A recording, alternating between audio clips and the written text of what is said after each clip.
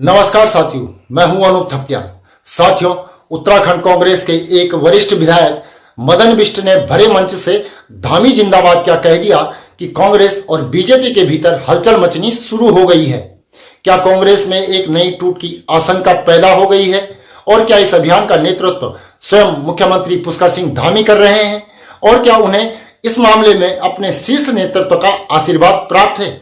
ये सारे सवालों के संभावित जवाब लेकर मैं आपके सामने हाजिर हुआ हूं। लेकिन आगे बढ़े उससे पहला मेरा आपसे आग्रह है कि खबर को आखिरी तक जरूर देखिएगा। खबर पसंद आए तो इसे लाइक और शेयर जरूर कीजिए। और उससे पहले आपसे निवेदन है कि हमारे चैनल को सब्सक्राइब जरूर कर लें।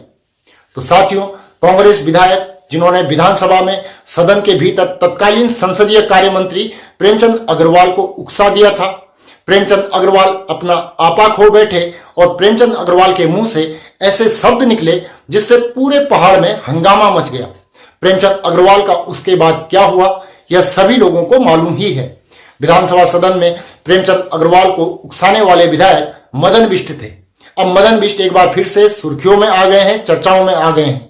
वास्तव में मुख्यमंत्री पुष्कर सिंह धामी सरकारी कामकाज के सिलसिले में अल्मोड़ा पहुंचे थे और वहां पर कई स्थानीय प्रतिनिधियों ने अपने अपने मांग पत्र मुख्यमंत्री पुष्कर सिंह धामी को सौंपे थे।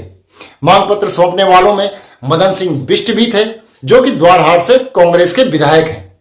मदन बिष्ट ने जब भरे मंच से मुख्यमंत्री पुष्कर सिंह धामी की तारीफ की, उनकी जिंदाबाद के नारे लगाए, तो हर कोई स्तब्ध रह गया। और जाहिर सी बात है कि वह कांग्रेस के विधायक हैं, तो वो हलचल अल्मोड़ा से होते होते पूरे प्रदेश भर में होनी शुरू हो गई है। मदन बिष्ट का वह वीडियो आप हमारे चैनल की दूसरी न्यूज पर देख सकते हैं। मदन बिष्ट एक तेज तर्रार विधायक हैं, जो अपने आक्रामक रवैये के कारण जाने जाते हैं। जिनके आक्रामक रवैये के कारण विधानसभा के बजट सत्र में खूब हंगामा हुआ और फिर प्रेमचंद अग्रवाल की कुर्सी तक चली गई। वो इतने सॉफ्ट कैसे हो गए कि भरे मंच से बीजेपी के मुखिया की तारीफ करने लगे। अब अगर कांग्रेस में कोई टूट हो जाए तो आप आश्चर्य बिल्कुल मत करिएगा, क्योंकि 2016 से उत्तराखंड कांग्रेस में टूट का सिलसिला लगातार जारी है। 2016 में विजय बहुगुणा, हरक सिंह रावत, सुबोध उनियाल और उनके साथ कई विधायक कांग्रेस को छोड़कर बीजेपी में चले आए थे। 2022 का विधानसभा चुनाव हुआ तो उस समय भी महिला कांग्रेस की पूर्व अध्यक्ष सरिता आर्य और पूर्व प्रदेश अध्यक्ष किशोर उपाध्याय कांग्रेस से छिटक गए थे। फिर दोनों बीजेपी के टिकट पर चुनाव लड़ते हैं और दोनों जीत भी जाते हैं। इससे उन नेताओं को मलाल हो जाता है जो टिकट तो कांग्रेस से पा गए लेकिन बीजेपी से चुनाव हार गए। उनके मन में यह मलाल था कि अगर यह टिकट हमें बीजेपी से मिला होता तो सीट पक्की हो जाती। लेकिन जो उसने बाजी मार गए उनमें किशोर उपाध्याय और सरिता आर्य दूसरे लॉट में थे। इसके अलावा और भी लोग थे, लेकिन प्रोमिनेंट नाम है दोनों के। दोनों ही प्रदेश संगठन के मुखिया थे। कभी सरिता आर्य महिला कांग्रेस का नेतृत्व किया करती थी और किशोर उपाध्याय कांग्रेस के प्रदेश के अध्यक्ष हुआ करते थे। इसके बाद आपको 2024 का लोकसभा का चुनाव याद होगा, तो राजेंद्र भंडारी भी भाषण देते देते सीधा दिल्ली पहुंच गए और बीजेपी में शामिल हो गए। अब थोड़ा और आगे बढ़ते हैं तो स्थानीय निकाय के चुनाव से ठीक पहले अल्मोड़ा में बिट्टू कर्नाटक, जो कि हरीश रावत के खास माने जाते थे, उन्होंने भी कांग्रेस को बाय कर दिया, टाटा टाटा कह दिया और फिर बीजेपी में वह आ गए थे। और इसके बाद यह आशंका लगने लगी थी कि कांग्रेस में बहुत उछल पुछल हो रही है और जो विपक्ष की भूमिका में कांग्रेस को होना चाहिए वो विपक्ष की भूमिका कांग्रेस ठीक से निभा ही नहीं पा रही है। लेकिन मदन बिष्ट के जरिए ही उत्तराखंड कांग्रेस को फिर एक बड़ा मुद्दा मिला था और पूरे पहाड़ भर में बीजेपी को घेरने की रणनीति कांग्रेस ने बनानी शुरू कर दी थी। अब वो रणनीति फेल होने के कागार पर पहुंच गई है। कांग्रेस सधे हुए शब्दों में मदन बिष्ट का बचाव करने की कोशिश भी कर रही है, लेकिन अब दूध का जला तो छाछ भी फूंक फूंक कर पीता है। तो 2016 से लेकर 2025 तक जिस पार्टी से लगातार टूट हो रही हो वो पार्टी कैसे सरवाइव कर रही होगी। लेकिन फिर भी पार्टी चल ही रही है और पार्टी के नेता बड़े बड़े मंचों पर अपनी बात कहते हैं।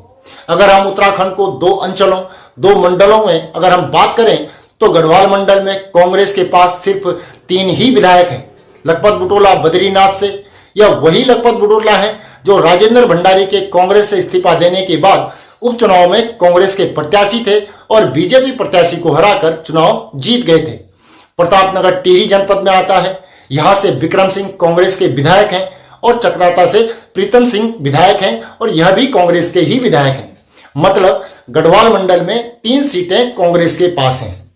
अब हम जब कुमाऊं मंडल की बात करते हैं तो यहां पर कांग्रेस के पास 6 सीटें हैं। धारचूला से हरीश धामी, मुख्यमंत्री पुष्कर सिंह धामी को जब उपचुनाव लड़ना था तब हरीश धामी ही वह व्यक्ति थे जिन्होंने पुष्कर सिंह धामी को धारचूला से आकर चुनाव लड़ने का खुला ऑफर दे दिया था। तो इससे आपको इतना तो अंदाजा लग ही गया होगा कि हरीश धामी की नजदीकी किसके साथ ज्यादा है। पिथौरागढ़ से मयूख मेहर विधायक हैं, द्वारहाट से मदन बिष्ट हैं, वही मदन बिष्ट जो एक बार फिर से चर्चाओं में आ गए हैं। अल्मोड़ा से मनोज तिवारी विधायक हैं, लोहाघाट से खुशहाल सिंह अधिकारी और हल्द्वानी से सुमित हृदय कांग्रेस के विधायक हैं। अब ऐसा कहा जा रहा है कि बीजेपी ऐसे नेताओं को खोज रही है जो आसानी से उनका शिकार होकर बीजेपी में शामिल हो सकते हैं, जिन्हें बीजेपी टिकट दे तो वह चुनाव जीत सकते हैं या फिर चुनाव के बाद उनको एडजस्ट कहीं ना कहीं किया जा सकता है। और आपको बता दें कि अभी 2025 ये चल रहा है और ये पूरी प्लानिंग 2027 के लिए की जा रही है। पुष्कर सिंह धामी के नेतृत्व में बीजेपी एक बड़ा अभियान चलाने की दिशा में आगे बढ़ रही है और उन्हें बकायदा जो शीर्ष नेतृत्व बीजेपी का है उसका भी भरपूर साथ मिला हुआ है। यानी कांग्रेसी कार्यकर्ताओं को बीजेपी के पक्ष में लाने के लिए जो बीजेपी के शीर्ष नेतृत्व की पूरी सहमति है वह उन्हें मिल चुकी है। अब कौन कौन से कांग्रेसी नेता बीजेपी में आएंगे ये एक बड़ा सवाल है। 2027 का चुनाव 2 साल के बाद है और बीजेपी की रणनीति अभी से बननी शुरू हो गई है।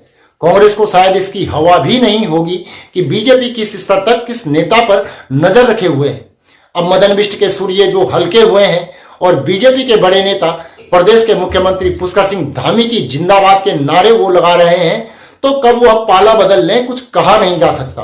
कांग्रेस के और भी कई विधायक हैं जो कि कभी भी बीजेपी के पाले में नजर आ सकते हैं। अब तो इंतजार सिर्फ इसी बात का है कि कब और कैसे उत्तराखंड कांग्रेस में एक बड़ा खेला बीजेपी करने में कामयाब हो जाएगी। तो साथियों, इस पर आप अपनी राय कमेंट करके हमें जरूर बताएं।